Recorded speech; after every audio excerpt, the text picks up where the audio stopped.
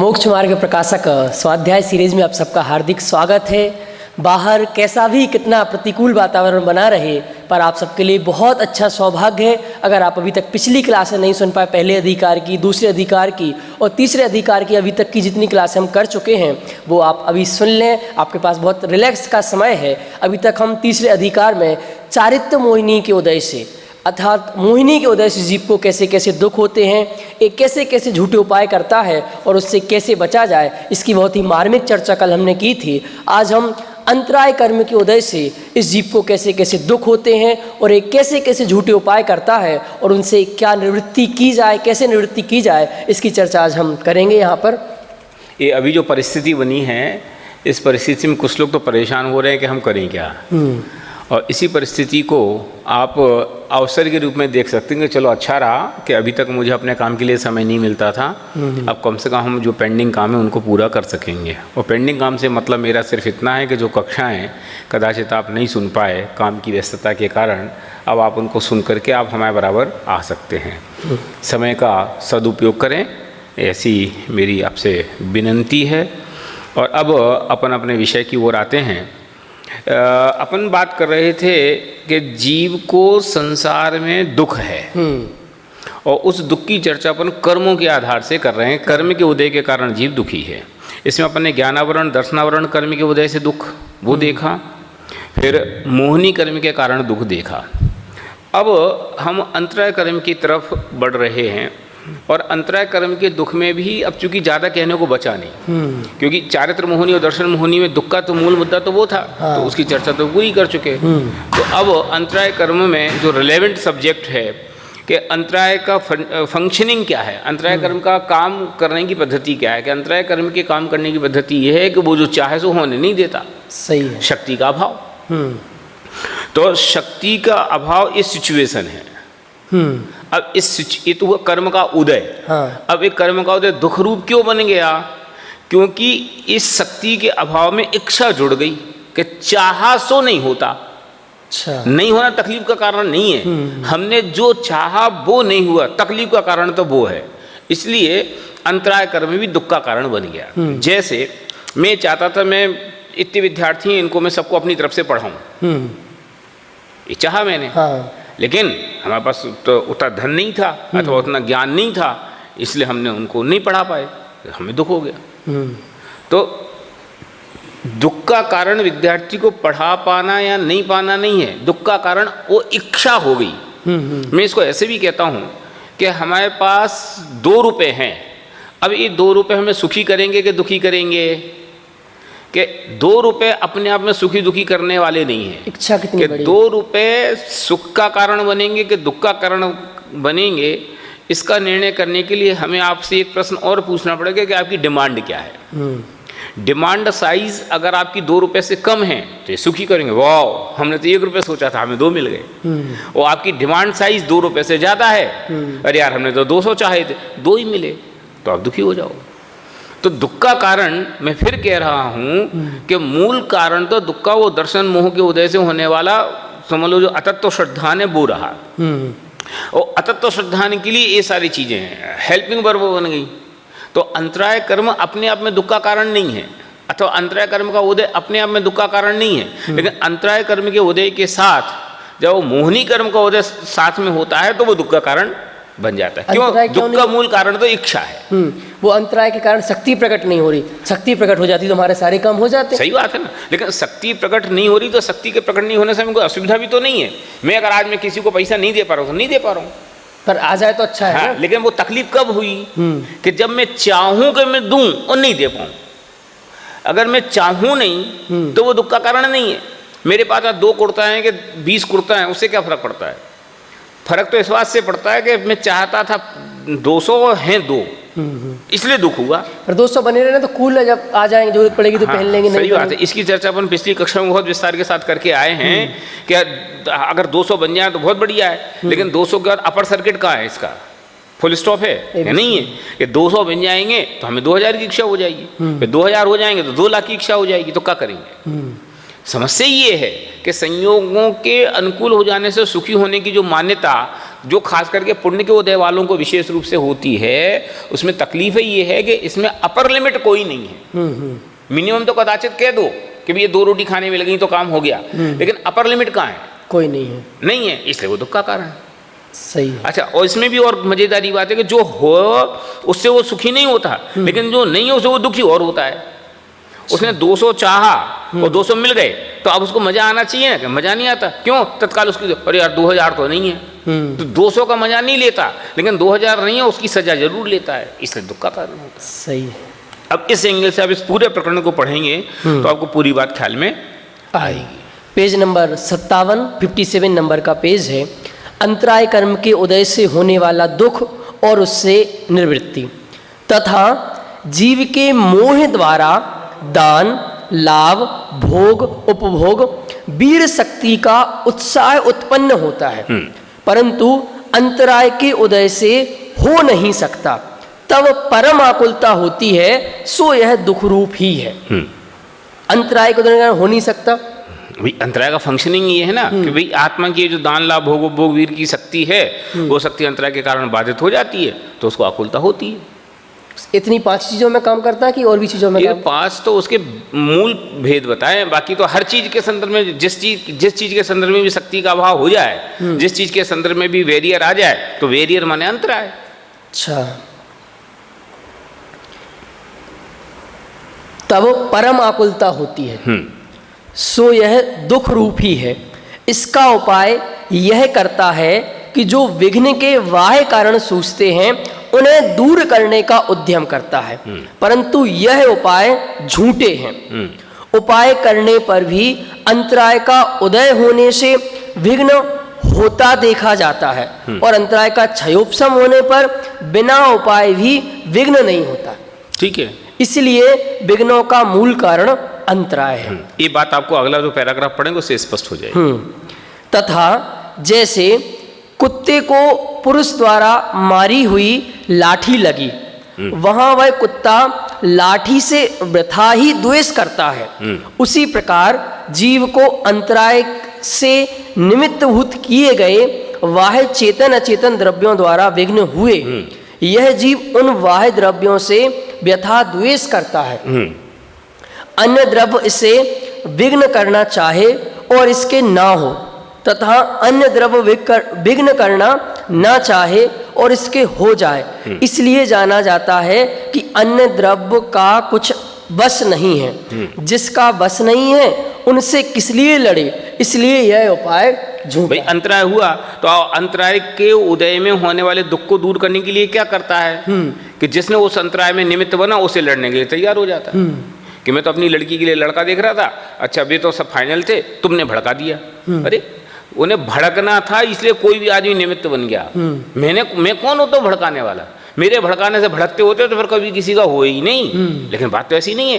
लेकिन वो ऐसा नहीं समझता। टोटमल ने कुत्ते का उदाहरण बहुत बढ़िया दिया कि कोई आदमी ने कुत्ते को लाठी मारी तो कुत्ता उस लाठी पे झपटता है। लाठी का क्या दोष? दोष तो उस मारने वाले का है।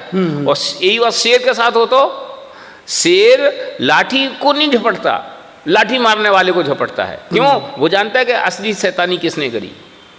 वैसे ही कि अंतराय के उदय में यह जीव वो अंतराय की जो प्रतिकूलता जिनने खड़ी करी उनसे झगड़ने के लिए तैयार हो जाता है। निमित्तों की ओर देखता है, संयोगों की ओर देखता है, साधनों की ओर देखता है कि बस वो ग्राहक तो सब लगभग फाइनल ही कर गया था, वे बगल वाले दुकानदार ने इशारा कर दिया इसलिए वो चला गया, वो उससे लड़ने चला गया। अरे तुम्हारे पल्ले में उसका पुण्य नहीं था कि वो तुमसे यहाँ से खरीदे, तुम्हें लाभ अंतराय का समझ लो उदय था इसलिए वो चला गया। और लाभ अंतराय का क्षोभम होता तो गांव में तो 50 भड़काते रहे, भड़काने वाले से क्या होता है। तो झगड़ा कहाँ है कि जहाँ बीमारी है वहाँ इलाज नहीं है और जहाँ इलाज है वहाँ बीमारी नहीं है। अब आप ये कह रहे हो तो फॉर एग्जाम्पल अंतराय तो हमें आज से 100 साल पहले बंदा, अपन एक एग्जाम्पल की बात करें और आज हमारे सामने कोई घटना घटी तो अंतराय तो आज है ही नहीं, तो अंतराय से क्यों लड़े? स्थिति तो किसने कहा अंतराय नहीं है? किसने कहा अंतराय नहीं? अंतराय का उदय है। हाँ, तो पर अब उसमें कुछ चेंजेस तो हो नहीं सकते। वो तो उदय कोई भी कर्म अपना असर कब दिखाता है, उसका अनुभाग कब काम आएगा कि जब उदय में आएगा। हाँ। तो कर्म का बंधना इतना इंपॉर्टेंट थोड़ी है भाई। कर्म बंधा, हाँ। बंधते समय तो कर्म क्या करता, कछु नहीं। लेकिन कर्म असर कब दिखाता, अपना रंग कब दिखाता है, उदय में आए। कि रंग तो तब दिखाता है जब उदय में आए। हाँ। तो वास्तव में आपके दुख का नियामक कारण कौन, अंतराय, कि कर्म का उदय के संयोग, कर्म का उदय, चाहे अनुकूल हो चाहे प्रतिकूल हो। तो नियामक कारण तो है अंतराय, ठीक है। और हम उस अंतराय को तो पहचाने नहीं और संयोगों पे लड़ाई करें। होना क्या चाहिए कि ठीक है भैया हमारे भाग में नहीं था, तो ठीक है, पर अंतराय मिलने वाला तो उनसे समता रखे तो वो अंतराय का क्षोभ्यम हो। पर अंतराय से हम लड़ नहीं सकते, संयोगों से लड़ सकते, तो इसलिए संयोगों से लड़ रहे हैं। सही बात है, आपने बिल्कुल सही की। वो बिल्कुल पर जब आप ये बात करोगे तो फिर वो कुत्ते जैसा हलचाल हो जाएगा। कुत्ता भी ये कहता है कि मैं आदमी से नहीं लड़ सकता, मैं लाठी पे निपटूंगा, तो लाठी पे निपटता रहा, उससे क्या हासिल होगा कि तेरा मुंह खत्म हो जाएगा। सही है। भाई ठीक है, मैं कर्म की वजह से नहीं लड़ सकता, ठीक है, कर्म की वजह से नहीं लड़ सकता, इसलिए मैं संयोग से लड़ूंगा। मैं ये कह रहा हूं कि लड़ना क्यों है, कर्म के उदय का विचार करके समता क्यों नहीं रख सकते, कर्म के नजर की रास्ता क्या है। पर दुख तो हो रहा है ना, तो उसको बचाने तो दुख को समता भाव से सहो, दुख को समता भाव से भोगोगे तो निकल जाएगा, और समता भाव से नहीं भोगोगे तो दुख तो होगा ही होगा, एडिशनल आगामी काल में कर्म और बंद होगा। और फिर मैं कह रहा हूं दुख क्यों होगा, अगर बुद्धिमान आदमी है, ज्ञानी आदमी, तो उसको दुख भी क्यों होगा, क्यों, क्योंकि वो तो संयोगों की उठापटक है। दुख काय बात का है, दुख भी तो औपचारिक है। मुझे अच्छा कुर्ता नहीं मिला, मैं बहुत परेशान हो गया, तो ये जो परेशानी मेरे दिमाग में आ रही है तो औपचारिक है ना, ये फैक्ट थोड़ी है। जैसे भूख लगती है पेट में, तो भूख कदाचित फैक्ट है, मैं कदाचित बोल रहा हूँ, हाँ। कि भूख कदाचित फैक्ट है, क्योंकि रोटी तो खानी है, उसके बिना तसल्ली नहीं आएगी। लेकिन मुझे अच्छी शर्ट मिले या बुरी शर्ट मिले, इसके कारण जो मुझे दुख हो गया, सुख हो गया, ये तो औपचारिक है ना, हमने दिमाग में मान रखा है। अच्छा, इसको अच्छी बुरी को हटा दो। मैं कहता हूँ मुझे वाइट कलर पसंद है और मुझे किसी ने ब्लैक कलर का कुर्ते का कपड़ा दे दिया, अब मैं परेशान हो गया। तुम लोग को अक्ल नहीं है, तुम लोग को ध्यान नहीं आती कि पंडित जी आए हैं, तुमको काले कलर का कुर्ता दिया जाता है क्या। अब बोलो क्या करना। दुख का कारण कौन, कि दुख का कारण वो कपड़ा देना है कि वो समझ लो तुम्हारे पुण्य पाप का उदय है। क्यों, पुण्य पाप के उदय के बिना पर वस्तु तुम्हारे सुख दुख में निमित्त बनती ही नहीं है। और फिर निमित्त माने क्या, निमित्त किसको कहना, कि निमित्त तो है ही उसका नाम कि जो उसमें पार्टिसिपेट नहीं करता, जो आपके सुख दुख में कोई रोल प्ले न करे, उसका नाम निमित्त है। और हम जबरदस्ती से लड़ने पहुंच गए। कुत्ते को लाठी मारी, तो इसमें लाठी का क्या दोष, कोई दोष नहीं। तो जैसा लाठी का कोई दोष नहीं है, ऐसे उस तुम्हारे प्रतिकूल तकलीफों में संयोगों का कोई दोष नहीं है। तो हमें किसकी ओर देखना, कि मनुष्य की ओर। असली समस्या तो वहां थी। वो हमें किसकी ओर देखना है, कर्म के उदय की ओर। तो कर्म की ओर उदय की ओर देखोगे तो कदाचित अपने समाधान की ओर पहुंचोगे। और फिर क्या कहेंगे कि कर्म विचारे कौन, भूल तेरी दिखाई, हम वहां से जीभ हटाएंगे, है ना। कर्म के उदय की ओर भी देखेंगे तो जब तक उसका उदय तब तक तो रहने ही वाला है ना, वो कम तो कर्म का उदय रहने से जीव को सुख दुख का कोई संबंध नहीं है, अगर उसमें राग द्वेष ना हो तो। अच्छा, और राग द्वेष हो तो कोई भी कर्म का उदय रहेगा, उसके अनुसार व्यवहार होगा ही होगा। ज्ञानावरण का उदय हुआ और उसमें राग द्वेष ना हो तो बोलो अच्छा, उसमें सुख का कारण कि दुख का कारण, कि वो ना सुख का कारण ना दुख का कारण। पर जब उसमें राग द्वेष इन्वॉल्व होगा तो वो दुख का कारण है, सुख का कारण है, जो मानोगे आप। ऐसी अंतराय के संदर्भ में जब वस्तुओं का संयोग तुम्हें कम हुआ या ज़्यादा हुआ, तुम छोटे मकान में रह रहे कि बड़े मकान में रह रहे, कम पैसे वाले को ज़्यादा पैसा वाले हो, ये इटसेल्फ सुख दुख का कारण नहीं है। इस सुख दुख का कारण कब बनता है, कि जब मैं ये देखता हूँ कि ये तो मेरे से बड़े कमरे में रहता है, ये तो मेरे से छोटे कमरे में रहता है। ये सेम सिचुएशन सही है। तथा जैसे कुत्ते को पुरुष द्वारा मारी हुई लाठी लगी, वहां वह कुत्ता लाठी से व्यथा ही द्वेष करता है। अब वो लाठी पे भोगो करे, लाठी को दांत में पकड़ के काटे तो क्या होगा, लाठी का क्या बिगड़ेगा, उसके दांत टूट उसका मुंह बिगड़ेगा। सही है। उसी प्रकार जीव को अंतराय से निमित्त भूत किए गए बाह्य चेतन अचेतन द्रव्यों द्वारा विघ्न हुए। ये रोज हम अपने घर में देखते हैं। हम अपने बच्चों को मारने लगते हैं, हम अपनी पत्नी पे गुस्सा होने लगते हैं, हम अपने माँ बाप पे गुस्सा होने लगते हैं, हम अपने भाई बहनों पे गुस्सा होने लगते हैं कि तुम्हारे कारण ही बिगड़ गया, तुम्हारे कारण ही बिगड़ गया, तुम्हारे कारण दूध उफन गया, तुम्हारे कारण ऐसा हो गया। जी का है, जी वही पोजीशन है कि बाह्य चेतन अचेतन द्रव्यों द्वारा विघ्न हुए। पर उसकी भी तो कुछ ना कुछ गलती तो है ही ना। यही तो मैं कह रहा हूँ कि उसकी क्या गलती है, वो निमित्त है। और निमित्त की क्या गलती, कि निमित्त की जीरो गलती। क्यों, निमित्त आपके कार्य में जीरो इन्वॉल्व है, तो फिर निमित्त किसका नाम है? कि बस वो उस समय वहां उपस्थित था, कि असली गलती तो आपके पाप का उदय है तो भी सामने खड़े हो गए, और पाप का उदय नहीं हो तो भी तुम्हें सुख में निमित्त थे। कोई ने गाली दी तो तुम्हें गुस्सा आई, और कोई ने गाली दी तो तुम्हें मजा आया। ये क्या बात हुई? गाली तो एक सी है। किस माइंडसेट के साथ तुमने सुनी उसके ऊपर डिपेंड करता है। कि तुम अगर अच्छे विचारों के साथ सुन रहे थे तो तुम्हें वो गाली इफेक्टेड नहीं करती, और मान लो गुस्से के साथ सुन रहे थे अथवा उस माइंडसेट के साथ सुन रहे थे तो तुम्हें ऐसा गुस्सा आता है, क्या पता है। तो सवाल निमित्तों का थोड़ी रहा, माइंडसेट क्या रहा, वो माइंडसेट का कर्म का उदय को। सही है।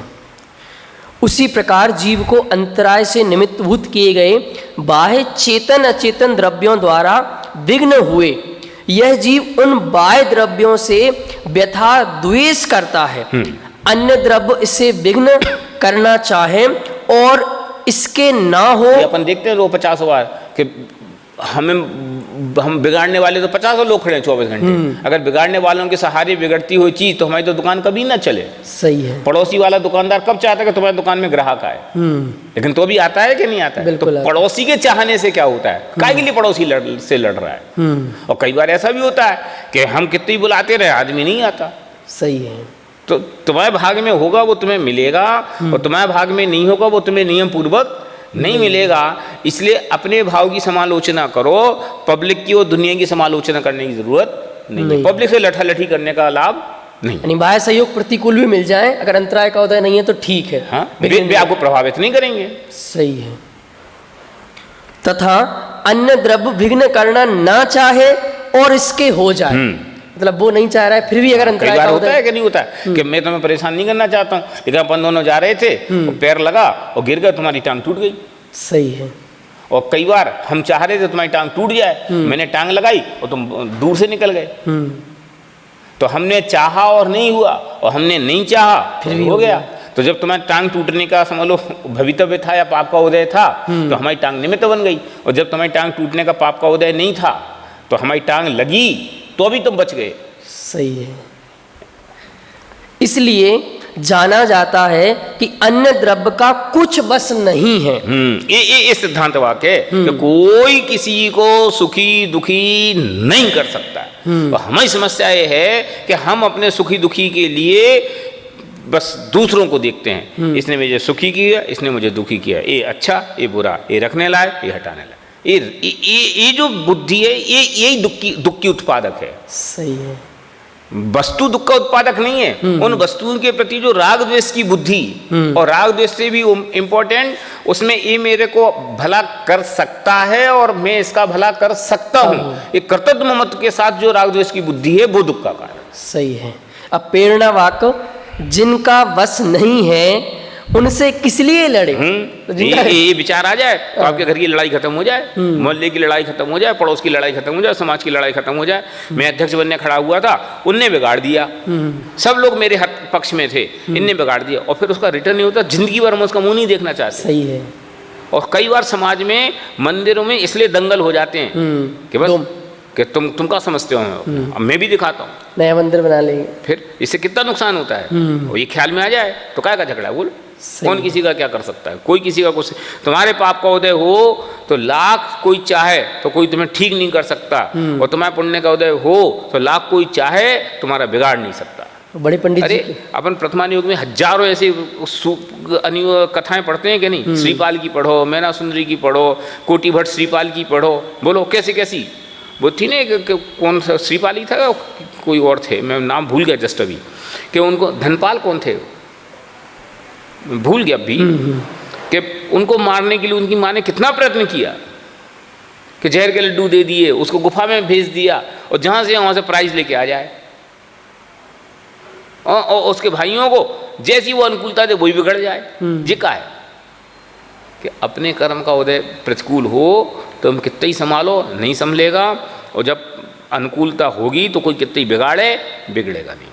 पापोदय में चाय व्यर्थ है, हाँ। नहीं चाहने पर भी ये हो। बहुत बढ़िया आवाज है पंडित जी का। पुण्योदय में चाय व्यर्थ है, सहज नहीं पने मन वांछित हो। बहुत बढ़िया बात है। मैंने अपने फ्रिज पे लगा रखा था, अभी तो खराब हो गया।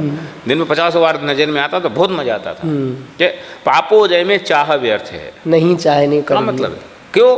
कितनी चाहो, होने ही नहीं है सही है। तो चाह के तंदुल मस्त क्यों बन रहे हो?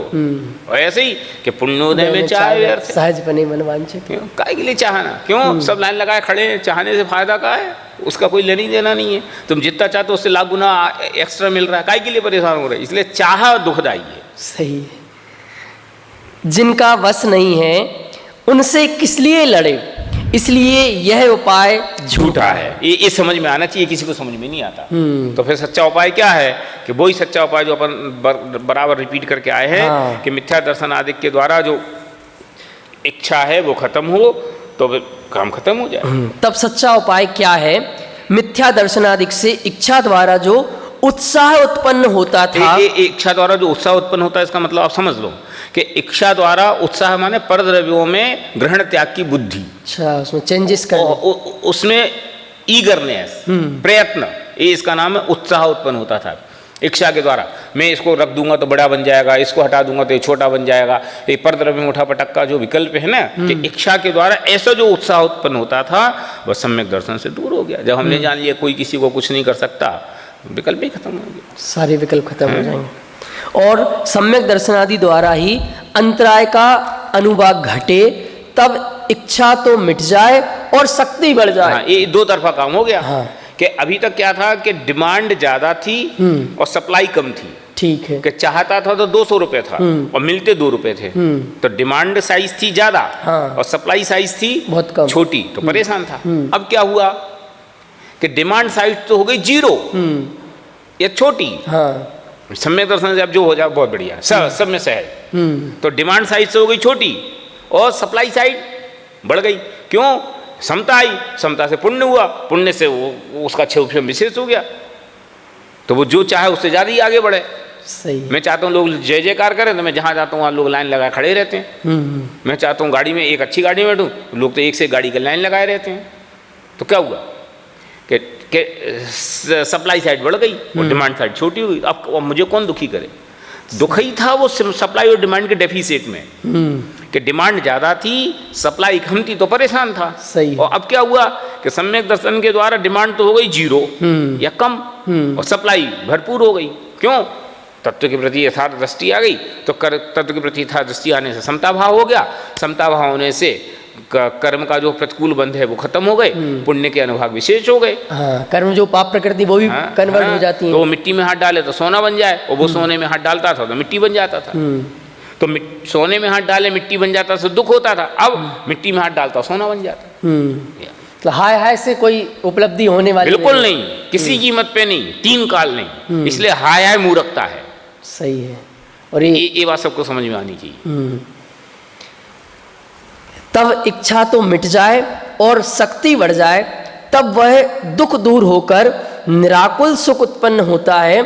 इसलिए सम्यक दर्शनादि ही सच्चा उपाय है। ठीक बात है। मतलब जब ये चीज़ समझेंगे, इच्छा खत्म होगी तो निराकुलता आएगी, और निराकुलता से ही सुख की प्राप्ति होगी। ये चीज़ आज हमने समझी कि हमें बाहर के साधनों को नहीं हटाना है, उन्हें बढ़ाने की कोशिश नहीं करना है, अपनी इच्छा घटाना है। इच्छा घटेगी तो डेफिनेटली हमारी शक्ति बढ़ेगी। शक्ति बढ़ेगी तो सारी अनुकूलताएं आपको सहज रूप से मिलेंगी। और हम देखते हैं कि जैसे जैसे मुनिराजों की इच्छा घटती है, उनको 64 कितनी बड़ी रिद्धियाँ प्राप्त हो जाती हैं, सब कुछ प्राप्त। केवल ज्ञान हुआ तो क्या हो गया? क्या? केवल ज्ञान होते ही जो ने नहीं चाहिए सब मिल गया। ज्ञान अनंत हो गया और इच्छा 0 हो गई। सही है। शक्ति तो अनंत हो गई और किसी को मिटाने की बुद्धि खत्म हो गई। तो फिर तो सचमुच तत्व ज्ञान का प्रभाव, सम्यक दर्शन का प्रभाव, ये हमने समझा। अब अपनी नेक्स्ट क्लास में हम वेदनी कर्मिकोदय से कैसे दुख होते हैं और उनसे कैसी निवृत्ति होती है उसकी चर्चा करेंगे। तब तक के लिए सभी को सादर जय जिनेंद्र।